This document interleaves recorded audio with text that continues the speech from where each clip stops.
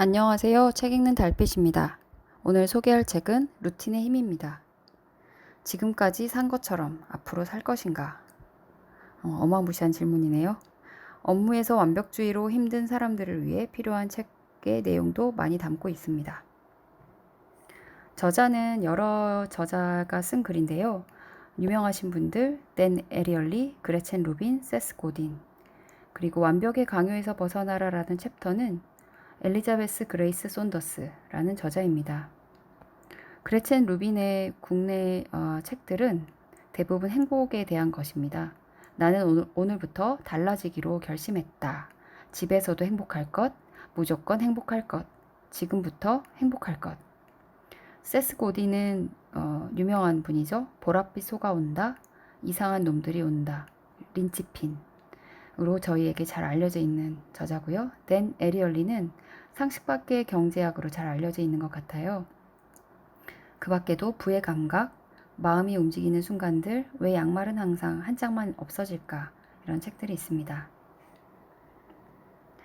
최고의 나를 만드는 아주 작은 습관, 루틴. 루틴을 정의하자면 특정한 작업을 실행하거나 최상의 역량을 발휘하기 위해 습관적으로 하는 일련의 동작이나 절차를 말합니다. 루틴에서 제일 중요한 몇 가지 포인트를 얘기하는데요. 첫 번째는 자주 하면 시작이 수월해진다입니다. 항상 시작이 문제다. 그래서 일을 시작하는 건 언제나 힘들죠. 도중에 쉬었다가 다시 시작하려면 처음에 겪었던 어려움을 또 겪어야 되니까요. 그러나 매일매일 하다 보면 그 감각을 계속 유지할 수 있고 도중에 일에서 멀어질 새가 없다고 합니다. 그래서 이미 해놓은 일을 떠올리거나 본 궤도로 다시 올라서기 위해 검토하느라 시간을 낭비할 필요가 없다고 말합니다. 두 번째, 자주 하면 부담이 줄어든다. 일주일에 결과물이 겨우 한 페이지거나 작업물이 적다면 우리는 그 작업물의 질에 조바심을 내게 됩니다. 하지만 매일 글을 쓰거나 매일 결과물을 하나씩 만들어낸다면 하루치 정도의 작업의 질에 대해서는 중요성이 떨어지죠. 잘 되는 날도 있고 안 되는 날도 있으니까요. 그렇게 되면 불안감이 사라지고 그 덕분에 결과적으로 더 일을 즐길 수 있고 위험을 감수할 수 있고 좋은 결과물을 낼 수 있다고 얘기합니다.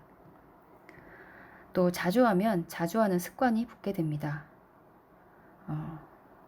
적응하는 데 시간을 들일 필요가 없어지는 거죠. 일에 할애할 시간이 없다고 끝없이 좌절하기보다는 매일 스스로 시간을 내라고 말합니다. 매일 조금씩 일을 진행하면서 수개월, 수년을 견디면 어느새 많은 일이 이루어져 있을 것이다. 가장 중요한 점은 여기서 지속성이죠.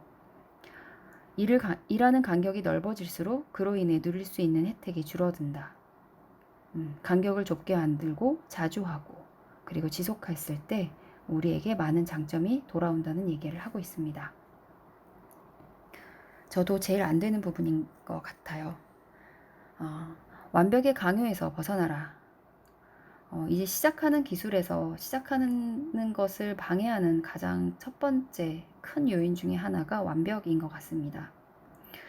지나치게 완벽을 강조하다 보면 엄청난 스트레스에 시달릴 수 있다. 아이러니하게도 완벽주의는 잠재력을 제대로 발휘하지 못하도록 가로막는다. 완벽의 추구로부터 조금 더 자유로운 상태를 목표로 삼는다면 스트레스를 덜 받으면서도 훨씬 더 좋고 더 많은 결과물을 얻을 수 있을 것이다. 감정적 불안에 소모되던 에너지를 되찾고 그 에너지를 무엇보다 중요한 창의적 요소에 쏟아부을 수 있게 된다.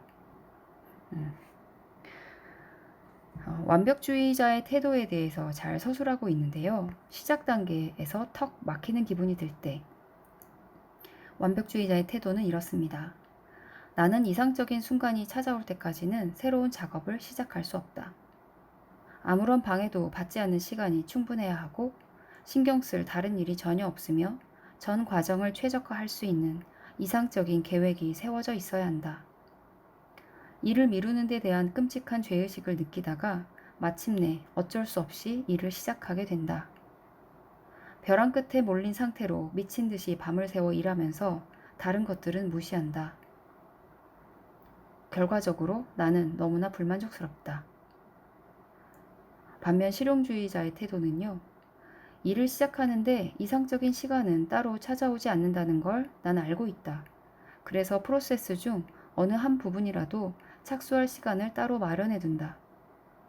예정된 시간이 되면 그 일을 할 마음이 드는지 여부와 상관없이 당장 할 수 있는 일부터 시작한다. 우선 착수하고 나서 이 프로젝트를 언제 더 발전시킬 것인지 결정한다. 일의 첫 단계는 어수선할 수밖에 없고 처음에 예상보다 더 오래 걸리고 더 복잡하다는 점을 이해하고 있다. 좋은 결과물을 만들어낼 시간이 여전히 남아있기에 문제가 되지 않는다. 네, 일의 시작에서 완벽주의자와 실용주의자의 태도가 매우 다르죠. 일하는 도중에 길을 잃은 느낌을 받을 때도 마찬가지입니다. 완벽주의자는 나는 작품의 모든 디테일에 집착한다. 불완전한 초안에 대충 따르는 일은 있을 수 없고 매 단계마다 직접 수정하며 바로잡는다. 연관된 자료를 찾을 때는 그 주제에 대한 지식을 최대한 파고들고 이에 소모되는 시간과 노력이 크다. 결국 많은 정보를 얻게 된 나머지 범위를 한정해 집중하지 못하고 버거운 느낌이 들게 된다. 시간이 촉박해진다. 실용주의자는요, 달성 가능한 목표를 정하고 그 중간 단계를 명확히 한다. 현재와 작업 마감 예상일 사이에 시간을 자세히 살핀다. 각 단계의 완성에 필요한 최소한의 시간과 프로젝트의 성공에 영향을 미칠 중요도를 고려하여 단계별로 시간을 할당한다. 내가 쓸 수 있는 시간 내에서 충분한 성과를 올릴 수 있도록 노력하되 마지막 여분의 시간에 그간의 작업을 되돌아본다. 덜 중요한 일에 과도한 투자를 하느라 결과를 망치지 않도록 주의한다. 일을 하는 초점이 좀 다르죠. 일을 끝나고 나서 미련이 남을 때도 서로의 스타일이 다릅니다. 자신의 결과물에 대한 피드백이 두려울 때는 더더욱 다릅니다. 완벽주의자는 누군가 실수를 지적하거나 다른 의견이 있거나 내가 고려하지 않은 것을 언급하면 나는 마치 완전한 실패자가 된 듯한 당황스러움을 느낀다. 내 지식과 그동안 받은 존경이 도마 위에 오르는 게 아닐까, 나를 무능한 사람으로 여기지 않을까 걱정한다. 반면 실용주의자는요, 피드백을 결과물을 점검하고 다듬는데 도움이 되는 고마운 존재로 여긴다. 피드백을 받아들일지 여부와 대응 방식도 내 선택에 달렸다. 타인의 통찰력에 마음을 열지 않으면 자칫 정말 멋진 의견을 놓치게 될지도 모른다.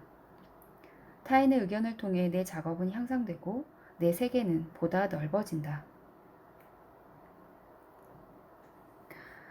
이 책에서는 여전히 완벽을 꿈꾸는 당신을 위한 조언에서 당신은 실용주의자의 태도라고 설명한 내용이 당신에게는 적당한 선에서 안주하라는 의미로 들릴 수도 있다.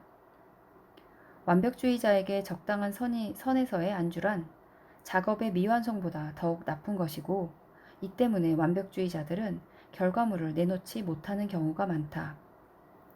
완벽의 추구로부터 조금 더 자유로운 상태를 목표로 삼는다면 스트레스를 덜 받고 훨씬 더 좋고 더 많은 결과물을 얻을 수 있을 것이다.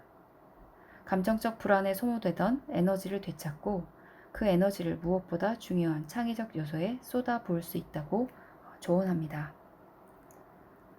루틴의 힘 이 책에서는 이 밖에도 자제력, 집중 시간대, 또 루틴을 실천하는 방법론 등 잘 나와 있습니다. 평상시에 루틴이 힘겨운 분들에게는 기본적이지만 핵심적인 가이드가 될 수 있는 그런 책입니다. 감사합니다.